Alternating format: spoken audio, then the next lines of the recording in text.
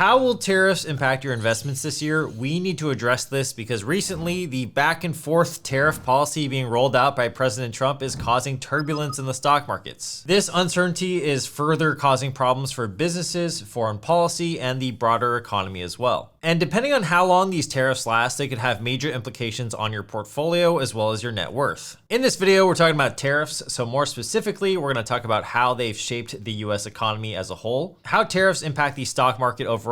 We'll also go over the sectors that can win or lose with tariffs so that you could potentially profit from them.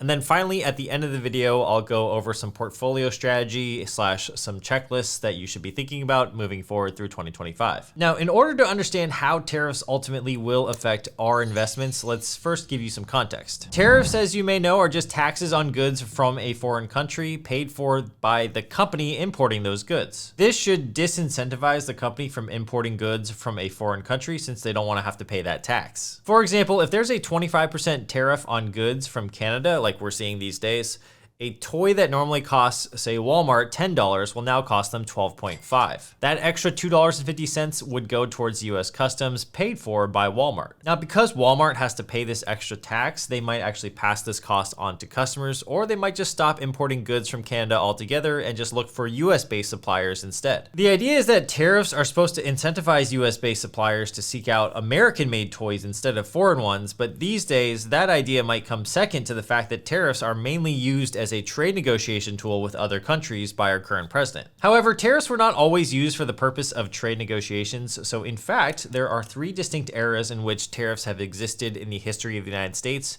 That includes the revenue era, the protectionist era, as well as the free trade era. In each of these eras, tariffs had a different purpose. From 1790 to 1860, for example, tariffs primarily served to generate federal revenue, and this was the overwhelming way that federal government was actually raising money. 95% of federal government revenue before income tax became a thing came from tariffs. And almost everything that you could think of was tariffed, including textiles, coffee, sugar, tea, salt, metals, materials, you name it. And these tariffs on these goods were ultimately paid for by the American consumer, but back then, since there was no income tax, property tax, or sales tax, this was the only federal tax that Americans directly experienced. This system worked pretty well all the way until 1861 when we entered the protection era of tariffs. In this protection era, the primary goal of tariffs was to shield American industries from foreign competition and to also raise revenues for the government during the Civil War, which started at this time. This protection era lasted 72 years until the Great Depression in the early 1930s, where tariffs started to become a problem for the US economy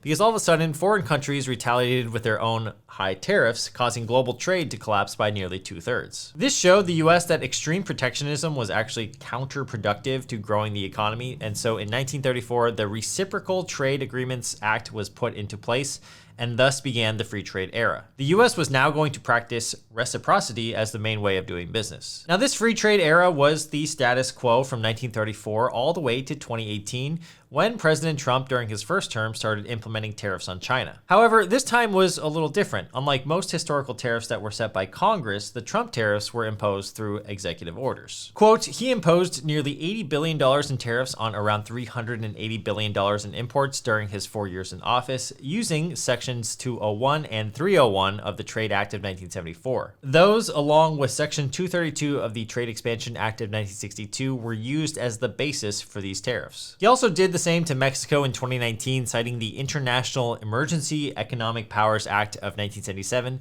stating that the tariffs were now needed for national security purposes. Now, fast forward to today, and I'm sure you've seen in the news that there are a new set of tariffs being implemented by Trump, citing roughly the same things, national security. Most notably, 25% tariffs on all Canadian and Mexican goods, as well as a 25% tariff on all US imports of steel and aluminum. There's also a 20% tariff on Chinese goods as well. And all these tariffs are subject to change at any given time. Heck, even by the time you're watching this video, they might have already changed slightly. So that's why if you want to actually keep up to date on exactly what's happening in the market and the business world, especially with these tariffs, make sure to sign up for my free newsletter called Hump Days, and that's where I will email you the stock market updates twice per week on Wednesdays and Sundays. That way you get any breaking news as it unfolds, and we have over 70,000 readers in there, and I think you'll really enjoy it, so the link for that will be down below. Okay, now speaking of the stock market, that's probably why you came to this video. What are the actual implications of tariffs on the stock market as a whole? Let's discuss that. The stock stock market will generally react negatively to any new tariff announcements, as well as whenever the tariffs do actually go into effect, there seems to be a reaction to the downside on that trading day in particular. This is due to a few reasons. So number one is uncertainty. Markets hate uncertainty because any unsettled tariff policies could actually affect businesses' financials as well as expectations. And since a lot of stocks are priced based on future expectations, this can cause volatility in the stock market in the interim. The second reason you see the stock market doing poorly is just simply the fact of profit margins. If we're using our example of Walmart again, tariffs could have a negative impact on their corporate earnings, which means that the stock price should trade lower because the expectations of those earnings are going to be lower in the future. And number three, you have GDP concerns. Tariffs are generally bad for economic growth since they increase the cost to certain businesses and free trade is reduced. Based on the estimate for GDP by the Atlanta Fed, we are currently looking at a negative 2.4% GDP for Q1 of 2025. If this forecast turns out to be true, we could see further pain in the stock market as well. Historical data shows that major tariff announcements during the 2018 to 2019 period triggered down market days of 1 to 3% whenever Trump made a big announcement. Even in 2025 now, we're seeing big sell-offs in the market based on future economic fears, with the S&P 500 already down 7 to 10% from its high back in February. A stock market drop of 10% or more is known as a correction, and since World War II, there have been 24 stock market corrections at an average drop of minus 14.3%. And there's actually been a correction every 1.2 years since 1980. You can see with this graph here that every column is a stock market pullback, and there's actually a number at the top of the column which just denotes how many stock market pullbacks happened in that year. Now, corrections are pretty normal these days, and it's probably pretty healthy for a market to experience them because it would be somewhat unreasonable to think that the market could just go up and to the right forever. It typically takes 5 months to reach the bottom of a correction according to Clearnomics and the S&P. However, once the market starts to turn, the average recovery time for a correction is merely just 4 months. A bear market, on the other hand, is when the stock market falls at least 20% off their all-time highs, and since 1963, we've seen 11 bear markets with an average return of negative 34.2%. Each bear market on average lasts about 11 months. Now, not every bear market is the same, and there's no way to know what that is going to look like the next time it actually comes around. If the trade war intensifies, we could be headed towards bear market territory, but it will really just depend on how much and how long the economy suffers due to tariffs and subsequent policies. What we really want to avoid are just any stock market crashes because those can be absolutely brutal. Stock market crashes don't happen that often, maybe once every few decades, but they're often unpredictable, and that's the problem. We need to make sure that our portfolios are designed in a way where we're taking on an appropriate amount of risk at all times. We also have to recognize the fact that there will be ups and downs in the market, and that oftentimes the best strategies to make money and profit in the market is to have a consistent one, and we're going to talk about what that strategy looks like at the end of this video. First, let's actually cover some sectors that could win or lose with tariffs, because even though tariffs are generally negative for the broader economy, we still might see some companies do quite well. So let's start with some sectors that will be negatively impacted. We're seeing that automotive stocks could be highly vulnerable to the current tariff regime because of the supply chain implications that tariffs can have. Automakers like Ford, GM, and Stellantis may see higher component costs of 10 to 15% across the board. And I recently learned that Canada supplies around 8 to 9% of automobiles that Americans buy annually, while Mexico is closer to 20%. Both of these countries have huge implications on US automakers, so I would personally be super cautious if you're invested in the auto market. The retail sector is also going to be affected as well, so sad to say, but Walmart, Target, and Amazon, they all import from other countries, especially from China,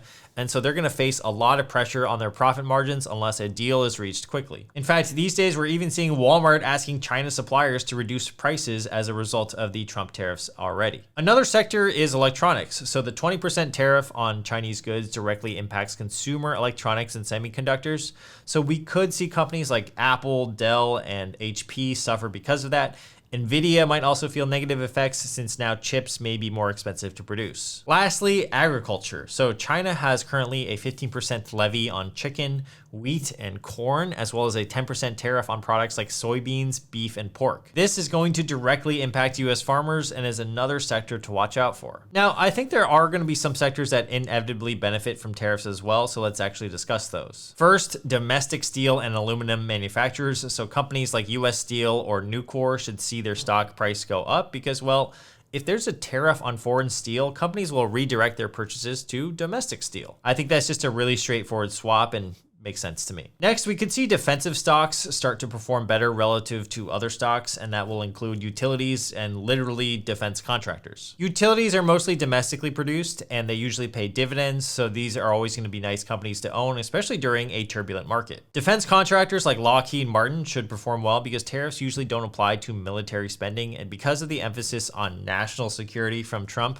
we could actually see trade tensions call for the increase of defense budgets. Then there are just basically any stocks that primarily have domestic manufacturing or have primarily US-based production. I feel like those will probably do well. So think of stocks like Intel, for example. They produce chips within the United States, and although I'm not a huge fan of that stock in general, that's just one idea. There's also stocks like John Deere or Caterpillar, which produces machinery used within the United States.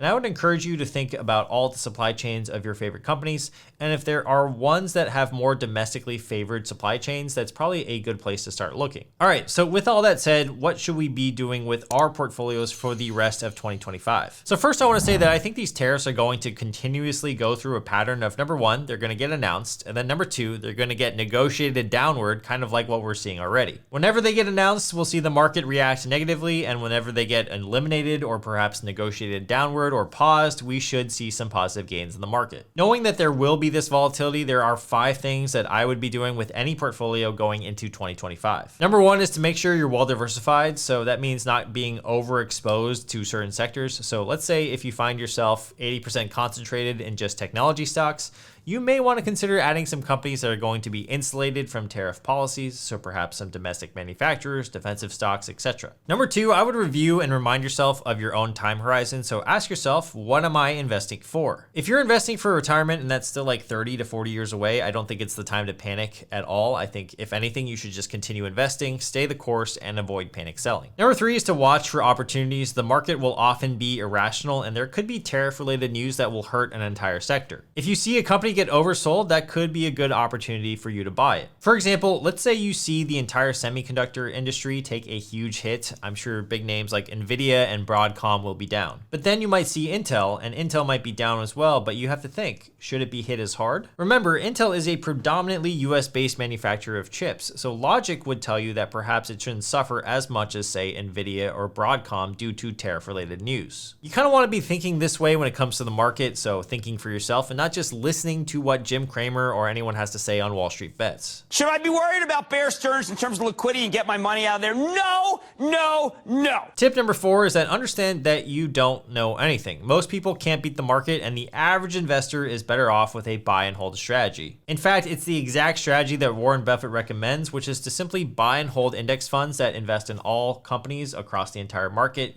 You just basically buy these, you set it, and you forget it. And number 5 is a reminder that companies with good fundamentals should remain strong and ultimately realize their market value over the long term. While tariffs may create short-term volatility, the businesses with strong financials and competitive advantages should win over time. AKA, don't buy meme stocks and gamble on Wall Street Bets plays. These are typically short-sighted, more like gambling, and most of these people will actually lose money over the long term. The market will probably continue to be very volatile. Some days it'll be up a lot, some days it'll be down a lot, and tariff policies that the United States enacts will likely flip-flop quite a few more times in the coming months to a year. If you're investing for the next 20 to 30 years, I don't think any short-term movements in the stock market should be discouraging you from your long-term goal. If you find yourself getting emotional or binge-watching financial YouTube videos like this one, and then all of a sudden thinking that you need to sell everything, you might want to actually rethink that strategy. All right, so if you like this video, let me know your thoughts in the comments, and make sure to subscribe and check out my free newsletter called Hump Days, where I email you 2 free editions every week with business and economic news. I hope this video was helpful. I'll see you in the next one. Peace.